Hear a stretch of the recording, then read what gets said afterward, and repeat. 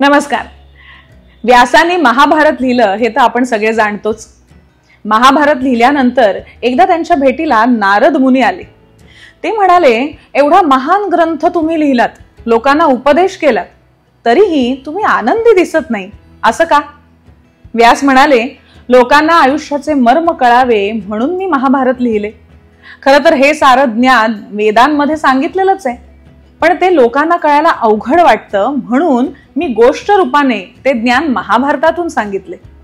तरीही लोक समजून घेऊ शकत नाही, त्यावर त्यांचे मन एकाग्र होत नाही.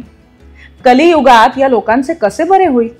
ज्ञानाकडे त्यांना कसे आकर्षित करावे हे मला काही कळत नाही आणि म्हणून मी विचारमग्न आहे, दुःखी आहे. नारद मुनी हसून म्हणाले, कारण तुम्ही लोकांना ज्ञान देता आहात ते कोरडे आहे. या ज्ञानाला भक्तीची जोड देऊन बघा. अहो, कडू औषध खायचं तर बरोबर मिठाई द्यावी लागते. ती द्या, मग लोक एकाग्र कसे होतात ते पहा.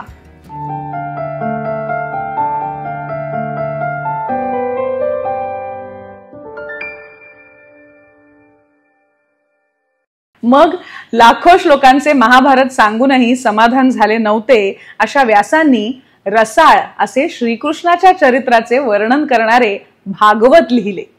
भागवत लिहिल्यानंतर त्यांना काहीच लिहावंसं वाटलं नाही अशा विलक्षण तृप्तीचा अनुभव त्यांनी घेतला.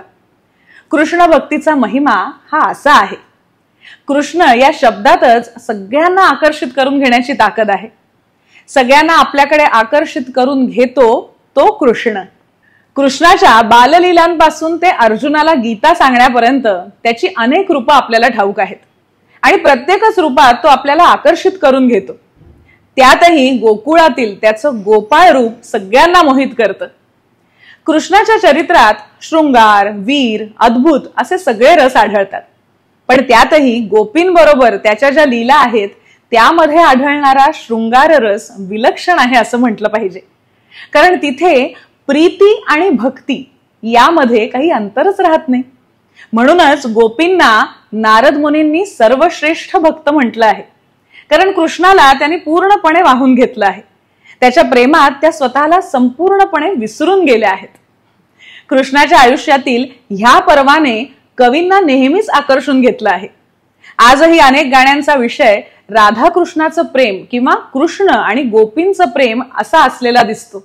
मराठी संत साहित्यातील याविषयीचं असंच एक सुंदर दालन म्हणजे गवळण. संत, पंत, तंत यांनी आपापल्या पद्धतीने गवळणी लिहिल्या. गवळण म्हणजे काय असं विचारलं तर राधाकृष्ण विषयीचे गाणी असं उत्तर कोणीही देईल. अनेक गवळणींचा विषय असलेली ही राधा नेमकी आहे तरी कोण? आपल्या भावविश्वाचा राधाकृष्ण हे अगदी भाग होऊन गेले आहेत. पण तुम्हाला ऐकून नवल वाटेल, राधा हे ऐतिहासिक पात्र नाही बरं का. म्हणजे महाभारतामध्ये राधेचा उल्लेख नाही. भागवतामध्ये सुद्धा ही गोपी आहेत पण राधा नाही. पण भागवतामध्ये या गोपींमध्ये एक गोपी कृष्णाला विशेष आवडते असा उल्लेख आहे. ती राधा असेल का? राधा शब्दाच्या अर्थाची फोड कशी करतात पहा. अनया आराधितः कृष्ण. तिने कृष्णाची आराधना केली म्हणून ती राधा. म्हणजेच आराधनेवरून राधा हा शब्द बनला. कुणी म्हणतात धारा शब्द उलट केला की राधा होतो. म्हणजे आपल्या प्रेमासाठी, भक्तीसाठी प्रवाहाच्या उलट पोहण्याचं सामर्थ्य जिच्यात आहे ती राधा. राधा ऐतिहासिक असो वा नसो, पण आज राधेशिवाय कृष्णाची आपल्याला कल्पना तरी करता येईल का? हाच तिच्या प्रेमाचा विजय आहे असं आपण म्हणूया. आता पुन्हा संत साहित्यातल्या गवळणीकडे वळायचं झालं तर आज एकनाथ महाराजांनी लिहिलेल्या गवळणींचा आपण विचार करूया. काय गंमत आहे बघा. एकनाथ महाराज एवढे विद्वान होते, त्यांनी भागवतावरती चतुश्लोकी भागवत हा ग्रंथ लिहिला. भागवतातल्या दुसऱ्या स्कंधातल्या 9व्या अध्यायातल्या 32 ते 35 या 4 श्लोकांवर त्यांनी 1036 ओव्यांचं भाष्य लिहिलं. आहे की नाही कमाल? आणि त्यानंतर त्यांनी एकनाथी भागवत लिहिलं. रुक्मिणी स्वयंवर हे आख्यान काव्य लिहिलं, जे अर्थातच श्रीकृष्ण आणि रुक्मिणी यांच्या लग्नाची गोष्ट आहे. याशिवाय एकनाथी रामायण लिहिलं. इतके मोठमोठाले ग्रंथ लिहिणारे विद्वान असूनही त्यांनी विंचू चावला सारखी भारुड सुद्धा लिहिली आणि त्याचबरोबर वारियाने कुंडल हाले सारख्या गवळणी सुद्धा लिहिल्या. गवळणी लिहिण्याचा किंवा कृष्ण भक्तीचा वारसा त्यांना बहुधा आपल्या पणजोबांकडून म्हणजे संत भानुदासांकडून मिळाला असावा. वृंदावनी वेणू ही गवळण तुम्ही नक्की ऐकली असेल. ही संत भानुदासांची रचना आहे. वृंदावनी वेणू कावणाचा माये बाजे, वेणू नादे गोवर्धन गाजे. कृष्णाची बासरी वाजू लागता काय जादू होते याचं वर्णन करताना ते म्हणतात, तृण चारा चरू विसरले, गायी व्याघ्र एके ठाई झाले. रानामध्ये चरणारे पशु घास खायचे विसरून गेले आणि इतकंच नव्हे तर गाय आणि वाघ एकाच ठिकाणी आहेत, पण न गायीला वाघाचं भय वाटत आहे आणि ना वाघाला गायीवर आक्रमण करावंसं वाटत आहे. दोघही मुरली ऐकण्यात तल्लीन झाले आहेत. एकनाथ महाराजांनी या गवळणीत किती सुंदर वर्णन केलंय बघा. राधा पाहून भुलली हरी, बैल दुभे नंदा घरी. हरी पाहून भुलली चित्ता, राधा घुसळी डेरा रित्ता. म्हणजे राधा कृष्ण एकमेकांना बघून इतके भुलले आहेत की कृष्ण गायीऐवजी बैलाचं दूध काढू पाहतोय, तर राधा रिकामा डेरा घुसळते आहे. प्रेमात असं वेळ लागतच नाही का? पण याच प्रेमाला भक्तीकडे घेऊन जात असताना एकनाथ महाराज म्हणतात, मन मिळालेसे मना, एका भुलला जनार्दना. परमेश्वर भक्ती करतानाही आपण असंच वेड व्हायला हवं. एकनाथ महाराजांविषयी आणि एकनाथ महाराजांनी केलेल्या विविध रचनांविषयी आता आपण ओळख करून घेतली. आता माझ्या बरोबर ना काही तरुण मुलं आहेत, बघत असालच तुम्ही. आपण विचारूया ह्यांना काही माहिती आहे का? मला सांगा, एकनाथ महाराजांनी केलेली कुठलीही एखादी रचना मला सांगू शकाल? विंचू चावला. म्हणून दाखवा.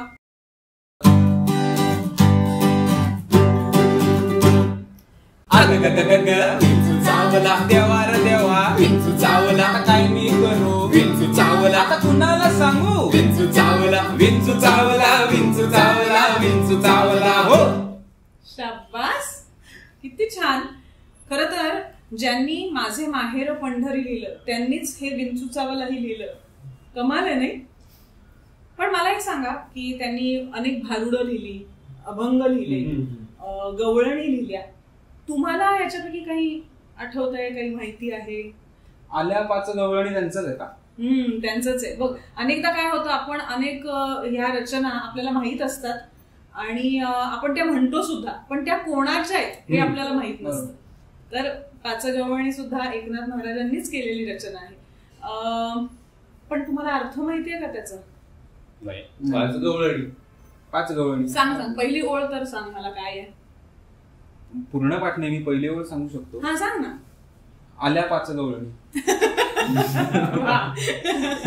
आता पुढे 5 गवळणी आल्या. आता यामध्ये त्यांनी काय केलं सांगते तुम्हाला. बघा, 5 गवळणी म्हणजे आपल्याला असं वाटतं की 5 जणी आल्या, पण त्यांनी याच्यामध्ये 5 रंग दाखवले आणि त्या 5 रंगांच्या अनेक वेगवेगळ्या गोष्टी त्यांनी त्या कडव्यामध्ये घातलेल्या आहेत.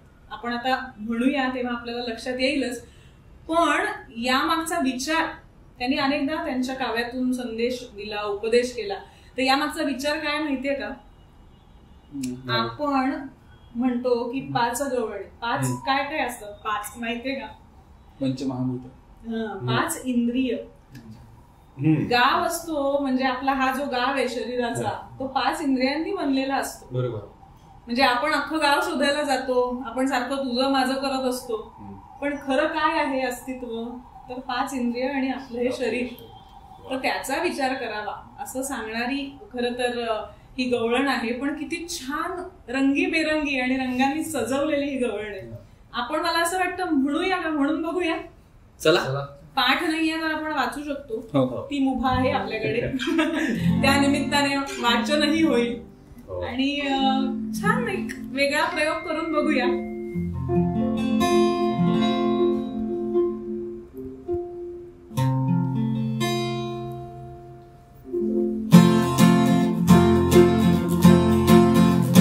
आल्या 5 गवळणी, आल्या 5 गवळणी, 5 रंगांचे शृंगार करूने, 5 रंगांचे शृंगार करूने.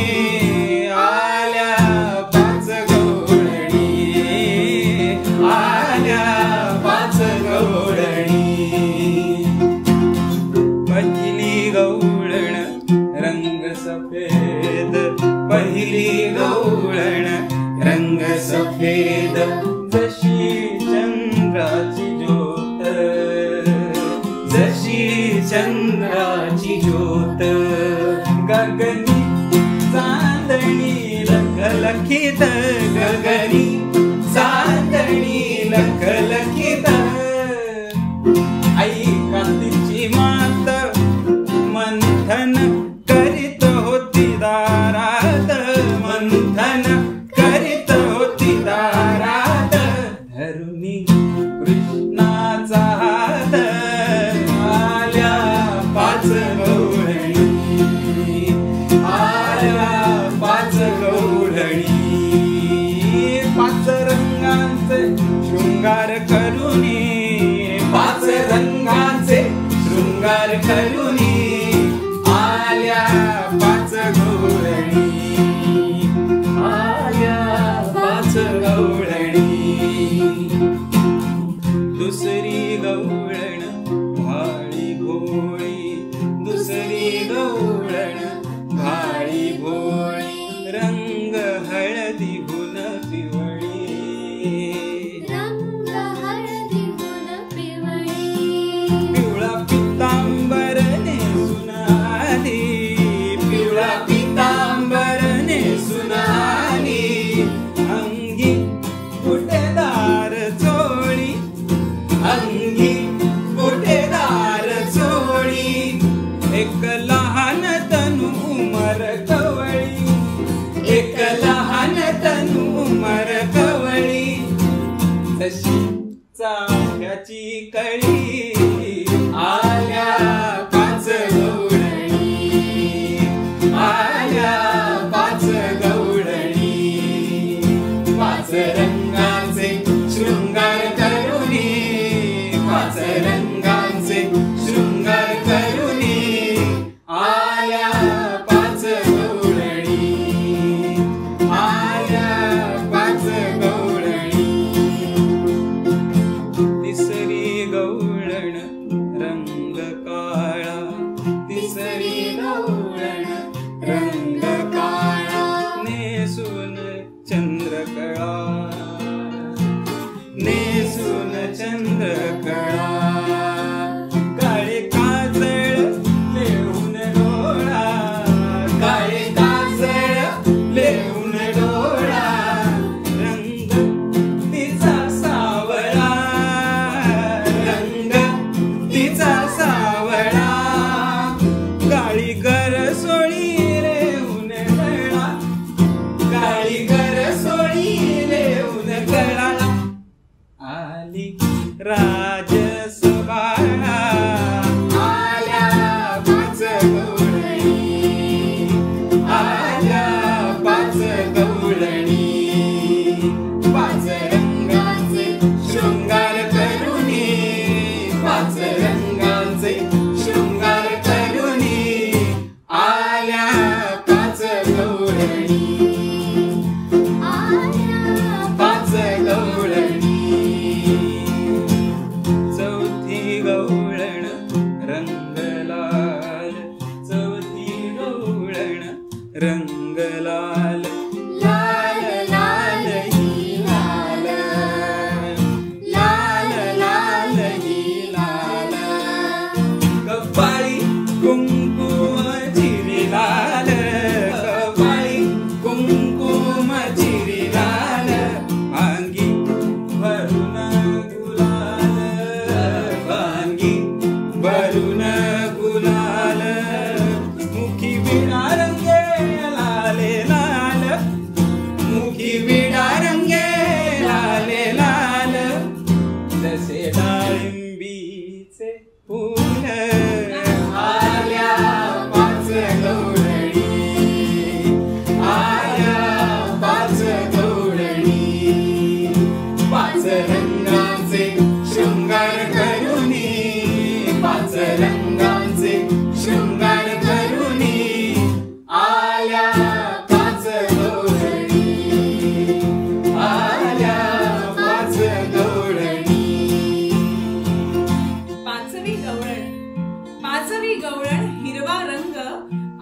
झाल्या दंग, हिरव्या काकणाचा पहा रंग. काकण हिरवं म्हणजे बांगडी. हिरव्या काकणाचा पहा रंग, जैसे आरशीत जडले भिंग. भिंगाचा रंगही हिरवा असतो माहितीये ना. जसे आरशीत जडले भिंग, फुगडी खेळता कृष्णा संग. एकनाथ अभंग, एकनाथ अभंग. पाच गवळणी पाच रंगांचे शृंगार करुणी, पाच रंगांचे शृंगार करुणी आल्या पाच गवळणी, आल्या पाच गवळणी. ज्ञानदेव तुकाराम, ज्ञानदेव तुकाराम, ज्ञानदेव तुकाराम, ज्ञानदेव तुकाराम, ज्ञानदेव तुकाराम, ज्ञानदेव तुकाराम, ज्ञानदेव तुकाराम, ज्ञानदेव तुकाराम, ज्ञानदेव तुकाराम, ज्ञानदेव तुकाराम. कसा वाटला हा आमचा भाग? गोकुळाष्टमीच्या निमित्ताने हा एक विशेष भाग आम्ही तुमच्या समोर सादर केला. आणि आमचं गाणं आवडलं का? अशीच वेगवेगळी गाणी ऐकायला तुम्हाला आवडतील का? हे सुद्धा आम्हाला प्रतिक्रियेमध्ये नक्की सांगा. आणि आता एक विशेष सूचना, सप्टेंबर महिन्यात आम्ही जे 4 भाग सादर करणार आहोत त्याचा विषय तर नक्कीच खास आहे, पण आम्ही एका वेगळ्या ठिकाणी जाऊन त्याचं चित्रीकरण करणार आहोत आणि त्याची पद्धतही निराळी असणार आहे. त्यामुळे हे खास भाग तुमच्या समोर घेऊन येण्यासाठी आम्ही खूप उत्सुक आहोत. तुम्ही सुद्धा आहात का? हे सुद्धा आम्हाला प्रतिक्रियेमध्ये सांगा.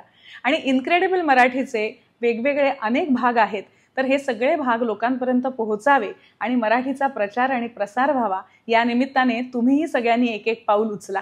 आणि त्यासाठी मधुरा वेलणकर साटम ही माझी यूट्यूब वाहिनी, तिला पसंती द्या, प्रसार करा आणि सभासद व्हा. अर्थात लाईक, शेअर आणि सबस्क्राईब करा. आणि हो, बेल आयकॉनवर क्लिक करायला विसरू नका, म्हणजे नवीन भाग आला तर तो तुम्हाला लगेच पाहता येईल. भेटूया पुढच्या भागामध्ये एका नव्या गोष्टीसह. धन्यवाद.